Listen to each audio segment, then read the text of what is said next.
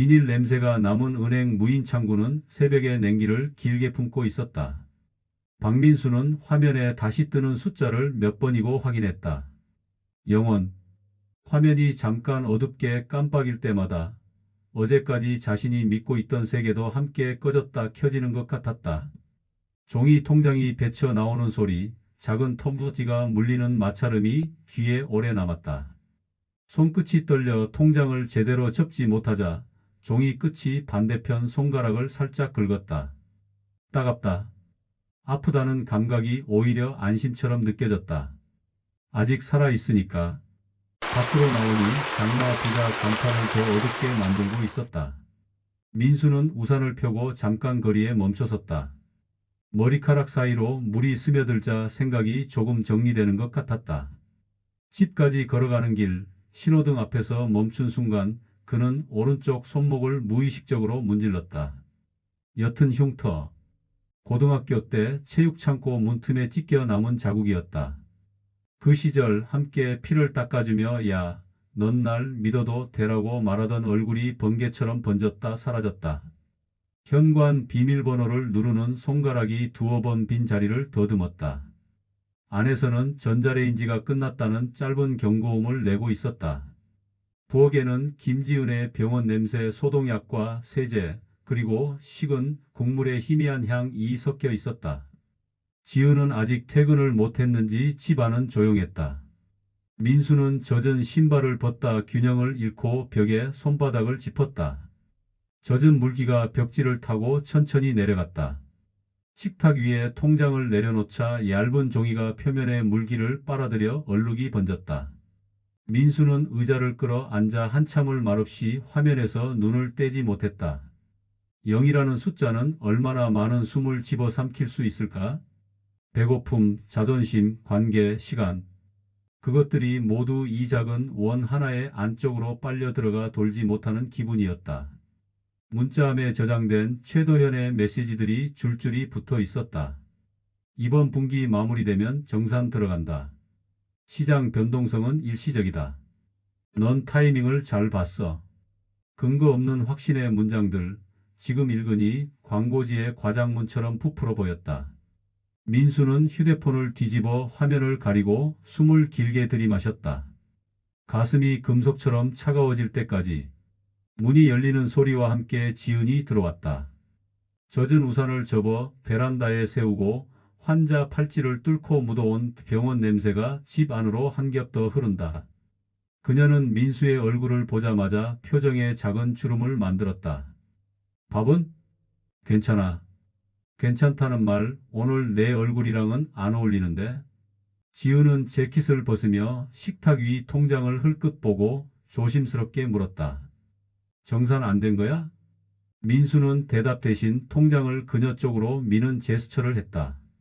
지은은 말없이 수치를 확인하고 혀끝으로 입술을 한번 적셨다.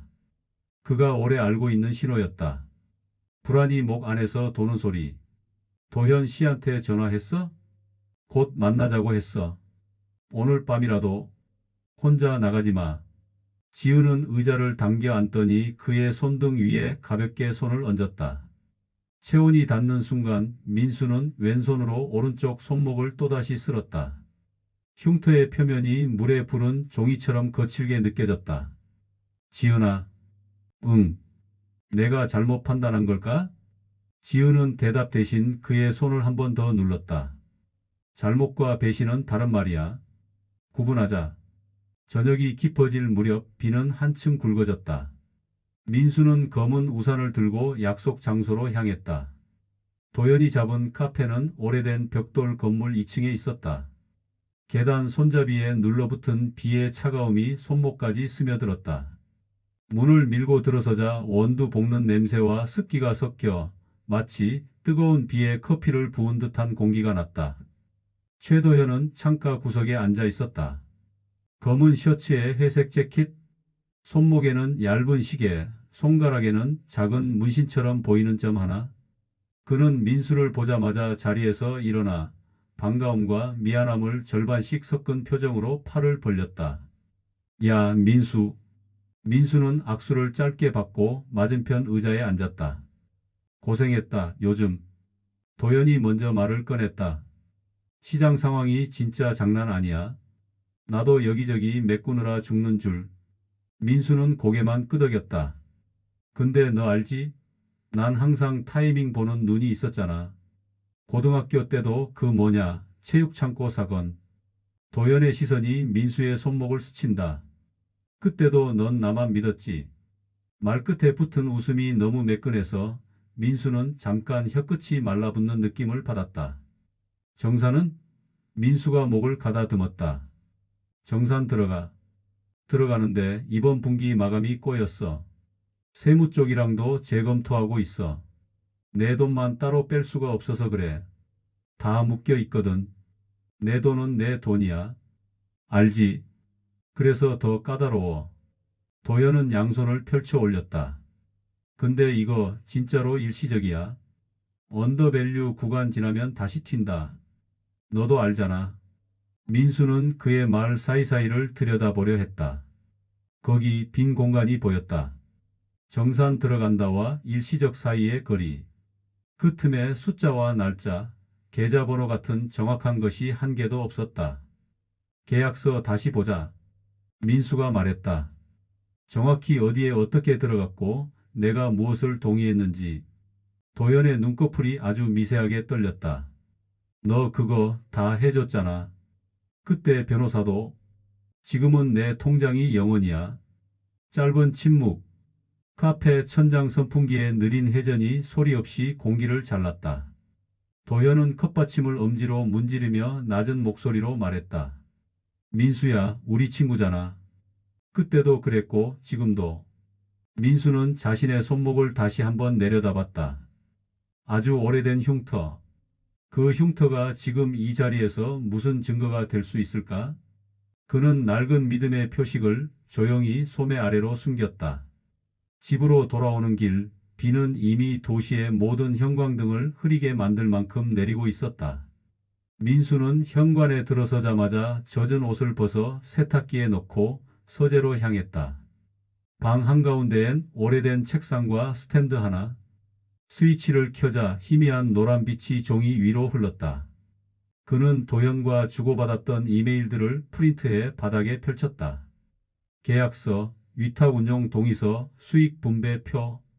단어들은 서로를 잘 아는 듯 붙어 있지만 결정적인 문장 옆에는 늘 단, 시장 상황에 따라 같은 예외 조항이 걸려 있었다. 민수는 펜으로 줄을 긋고 메모지를 붙였다. 날짜 불일치, 상대방 서명 대리, 계좌 흐름 추적 필요. 단어들이 벽으로 올라가기 시작했다. 스카치 테이프가 살갗처럼 얇게 벗겨져 나오며 착 소리를 낼 때마다 가슴 한쪽이 조금씩 정리되는 기분이 들었다. 의자에서 일어나려다 허리를 펴는 순간 그는 식탁 위에 놓인 병원 안내문을 보았다. 지은의 아버지 심장 기능 저하. 대기 명단, 추후 연락. 얇은 종이 너머로 보이는 작은 문장들이 비에 젖은 도시처럼 흐릿하게 흔들렸다. 이 밤에 뭘 그렇게 지은이 서재문에 기대어 그를 바라보고 있었다. 긴 하루를 바깥에서 다 써버린 사람의 눈빛. 조금만. 도연 씨가 뭐래? 일시적이래. 지은의 입꼬리가 아주 조금 내려갔다. 일시적이라는 말은 책임을 이유로 미루는 말이야. 민수는 대답하지 않았다. 스탠드 불빛 아래에서 종이 표면이 반짝이며 테이프 끝이 손가락에 붙었다 떨어졌다. 나 변호사도 알아볼게. 지은이 말했다. 병원 스케줄은 내가 정리할 테니 서류는 너가. 민수는 그녀를 바라봤다. 그녀의 흰 셔츠 소매 끝에 비가 만든 작은 물점이 원을 이루고 있었다. 그는 고개를 끄덕였다. 근데 민수야? 응. 넌 내가 틀렸다는 생각부터 하지 마. 지은은 조용히 덧붙였다. 그래야 제대로 의심할 수 있어. 밤이 깊어갈수록 벽은 더 많은 종이로 채워졌다. 도연이 보낸 메시지에 어투, 계약서 폰트의 미세한 차이, 정산 일정표에 모순된 숫자. 민수는 눈을 반쯤 감았다 뜨며 머릿속의 점들을 선으로 이었다. 손목의 흉터가 이상하게도 가렵기 시작했다. 과거의 약속이 현재의 배신을 향해 미세한 신호를 보내는 듯했다. 휴대폰이 진동했다. 번호는 모르는 곳. 민수는 망설이다가 통화를 받았다. 박민수 씨죠? 낮고 단정한 목소리. 최도현 씨 건으로 문의 주셨죠. 예전에 같은 일로 연락 왔던 분이 있어서요. 민수의 등골에 서늘한 바람이 지나갔다. 같은 일이요? 네.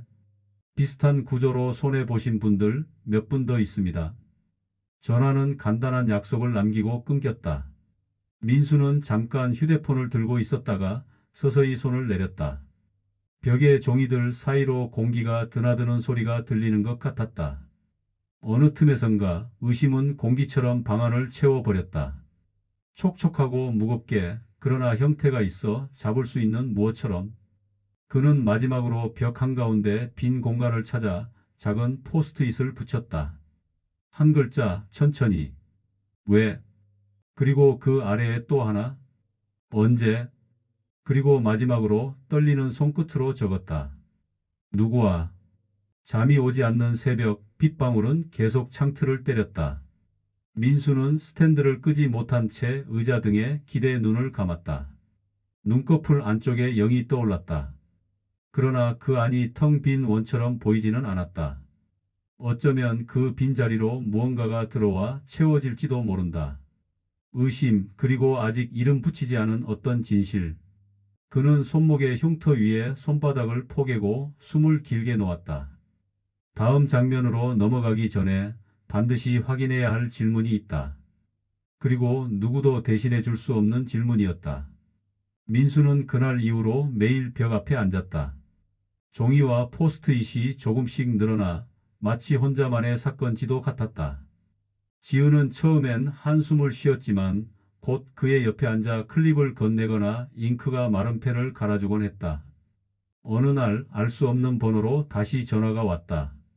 지난번 말씀드린 건으로요. 피해자 모임이 있습니다. 작은 규모지만 모여야 힘이 됩니다. 민수는 머뭇거리다 시간을 받아 적었다. 장소는 을지로의 세미나실. 그곳에 모인 얼굴들은 낯설었지만 표정은 모두 비슷했다. 피곤, 분노, 그리고 살아남으려는 작은 의지. 한 여성이 떨리는 손으로 증거라며 봉투를 꺼냈다. 저도 계약서에 도현 씨 서명이 이상하다고 느꼈어요. 날짜가 도장이 찍힌 날보다 이틀 빠르더라고요. 민수는 고개를 끄덕이며 종이를 받아들었다. 그의 눈앞에 새로운 선이 하나 더 이어졌다. 희망은 그런 식으로 왔다. 아주 작게, 그러나 분명하게. 다른 이들이 같은 상처를 공유한다는 사실. 도연이 그들에게도 같은 약속을 반복했다는 사실. 너만 믿어. 그 문장이 얼마나 많은 이들을 갉아먹었는지. 돌아오는 길 민수는 처음으로 벽이 무겁지 않다고 느꼈다. 지은에게도 말했다. 나 혼자가 아니래.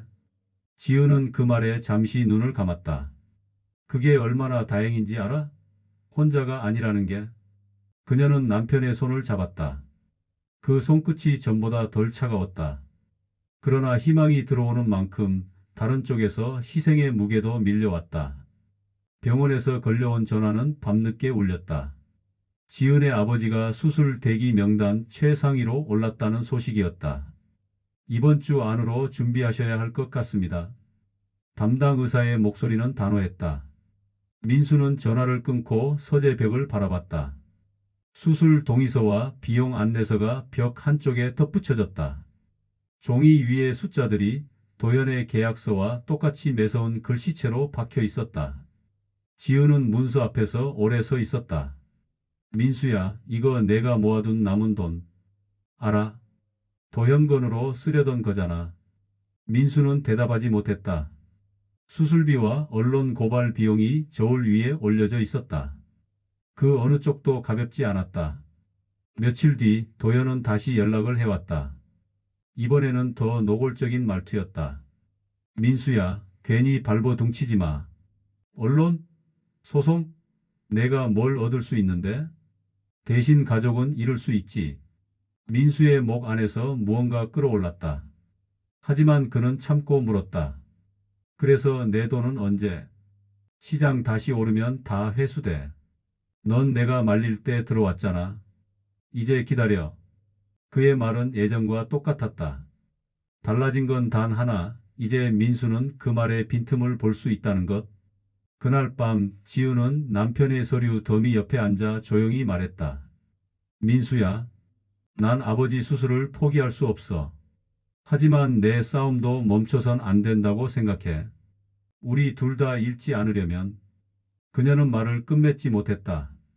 대신 그의 손목 위 흉터를 매만졌다. 내가 결정을 내려야 해. 민수는 눈을 감았다. 손목의 피부가 다시금 뜨겁게 욱신거렸다. 과거의 약속과 현재의 책임이 하나의 상처 위에 겹쳐 앉아 있었다. 새벽 5시 병원의 공기는 소독약 냄새로 눅눅했다. 차갑게 윤이 오른 바닥을 따라 휠체어가 부드럽게 미끄러졌고 지은의 아버지는 푸석한 입술 사이로 숨을 작게 몰았다. 곧 끝나실 겁니다라는 간호사의 말은 매끈하게 닦인 금속 손잡이처럼 미끄러져 귀를 스쳐갔다. 수술 동의서 마지막 칸에 사인을 하며 민수는 펜 끝이 종이에 새기는 홈을 느꼈다. 잉크가 번진 선을 따라 손이 아주 미세하게 떨렸다. 사인을 마치자 동의서 위에 장광이 꺼지고 계단 끝에서 새벽빛이 퍼졌다. 그는 손바닥을 뒤집어 손목 흉터를 잠깐 눌렀다. 이상하게도 그 오랜 상처에서 뜨거운 혈류가 느껴졌다. 수술실 문 앞에서 지은은 짧게 묶은 머리끈을 한 번 더 당겼다. 병원비는 입금했어. 그리고 그 일은 민수는 더 이상 미루지 않기로 했다. 오늘 12시. 그는 휴대폰을 꺼내 예약된 메일함을 확인했다. 제목 최도현 관련 실명 제보 및 자료 일체 송부. 대상 기자 2명, 금융감독 관련 민원 창구, 그리고 피해자 모임 대표. 첨부 계약서, 위탁 운용 동의서, 정산 일정표의 모순, 서명 대리 의혹, 계좌 흐름 추적표, 통화 녹취. 내 이름으로 보낼 거야. 지은은 고개를 끄덕였지만 눈동자가 쉼없이 흔들렸다. 우린 같이 설 거야. 그녀는 그의 손목을 감쌌다. 흉터 위에 그녀의 체온이 겹쳐졌다. 수술실 문이 열리고 푸른 빛에 차가운 공기가 새어나왔다. 보호자분, 여기서 기다리세요. 문이 닫히는 순간 민수의 휴대폰 진동이 짧게 울렸다. 발송 예약 1159 AM. 이중의 초침이 그의 심장에 나란히 걸렸다. 수술대의 박동과 세상 밖으로 내던지는 진실의 박동. 대기실 의자는 얇아서 오래 앉으면 엉덩이가 저렸다.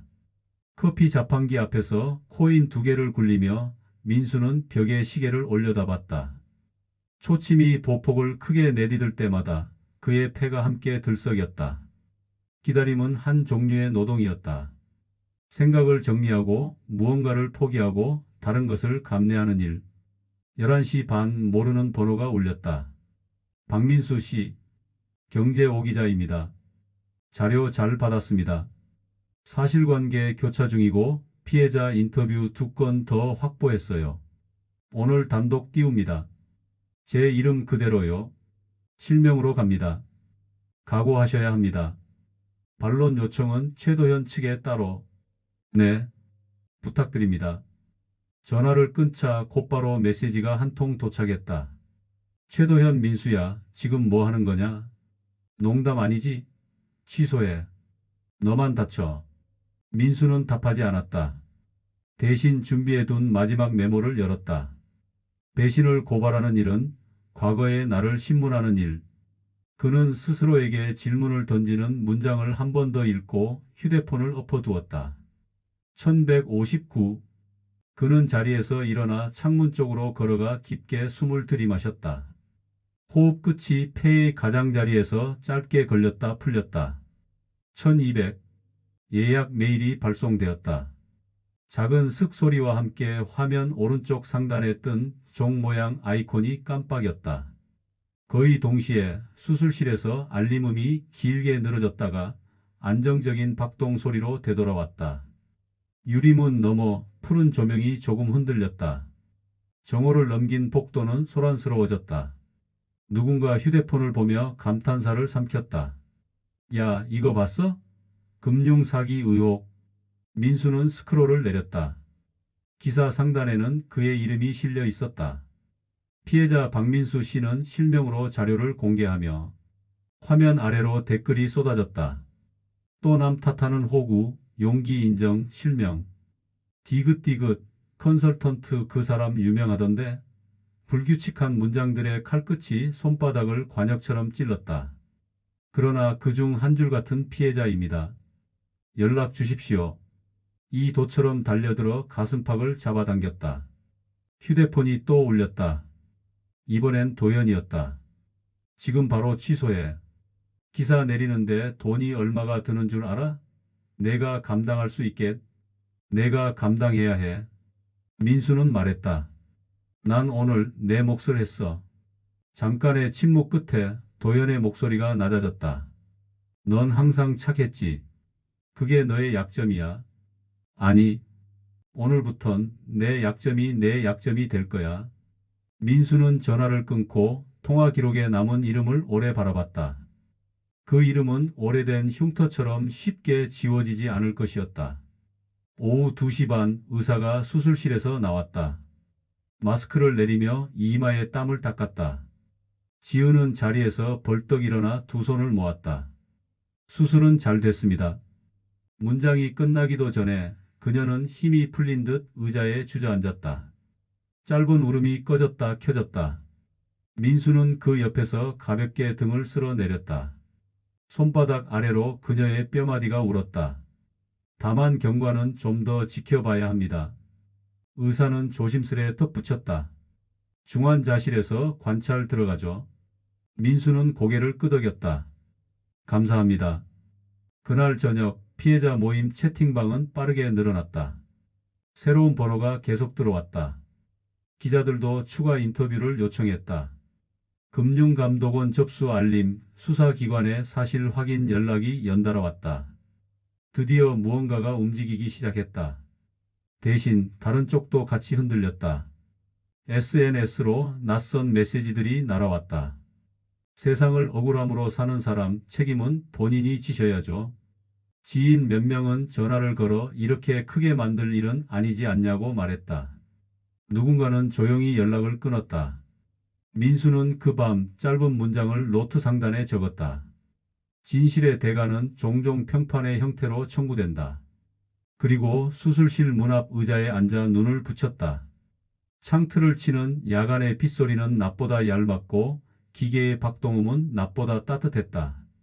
다음 날 새벽 병원 주차장 한켠에서 검은 세단이 멈췄다. 차에서 내린 두 사람이 허둥지둥 뛰어가며 건너편 빌딩으로 들어갔다. 통화를 하던 경비원이 말했다. 아까부터 기자들이 저쪽 사무실 앞에서 대기하던데. 민수는 아무 말도 하지 않았다. 눈꺼풀 안쪽에 잔상이 번졌다. 회색 재킷, 매끈한 웃음. 넌 항상 나만 믿었지? 그는 주머니에서 휴대폰을 꺼냈다. 메시지 하나가 도착해 있었다. 미발신 번호 나 미안하다. 얘기 좀 하자. 민수는 키보드 위에 손가락을 올렸다가 천천히 치웠다. 아직 그 얘기는 나중으로 미뤄두기로 했다. 우선은 살아 돌아온 사람을 먼저 만나야 했다. 중환자실 유리창 너머 지은의 아버지는 규칙적인 호흡 리듬을 되찾고 있었다. 지은이 유리창에 이마를 살짝 대고 속삭였다. 아빠 다녀왔어. 민수는 그녀의 어깨 옆에 서서 숨을 고르게 맞췄다. 손목의 흉터는 더 이상 가렵지 않았다. 대신 피부 아래에서 아주 느린 박동이 이어지고 있었다. 오래 걸리겠지만 버틸 수 있겠다는 묵직한 감각. 몇 달 뒤 도연은 구속 기소되었다. 그의 사무실에서 회계 장부가 압수되었고 얇은 종이 더미 사이로 숫자들이 거짓말을 멈췄다. 재판부는 일부 피해 회복을 조건으로 징역형을 선고했다. 판사의 망치가 내려치는 소리는 민수의 왼쪽 갈비뼈에 딱딱하게 울렸다. 판결문 복도를 걸어 나오며 민수는 오래 묵혀둔 은행 통장을 꺼내 들었다. 잔액은 여전히 초라했다. 그러나 그의 주머니에는 새로 만든 명함 묶음이 있었다. 목목공방 박이수. 민수는 이름에서 한 글자를 바꿨다. 스스로에게 내린 작은 사면. 공방 첫날 지은은 따뜻한 보리차를 들고 와 선발을 닦았다. 정리 내가 맡을게. 햇빛이 사포가루 위에서 자잘하게 반짝였다. 손목 흉터에 빛의 금립이 걸렸다. 민수는 조심스럽게 미소를 올렸다. 믿음의 의미를 다시 배워야 한다면 그는 이제 누군가에게 맡기지 않기로 했다. 깎고 다듬고 기다리는 일시간과 손이 함께 만든 믿음. 문 위에 작은 방울이 울렸다. 첫 손님이 들어왔다. 여기 맞나요? 주문 제작 문의하려고요. 네, 들어오세요. 민수의 목소리는 낮지만 단단했다. 그에게 남은 영은 더 이상 공백이 아니었다. 채워질 자리, 새로 새길 결을 위한 여백이었다.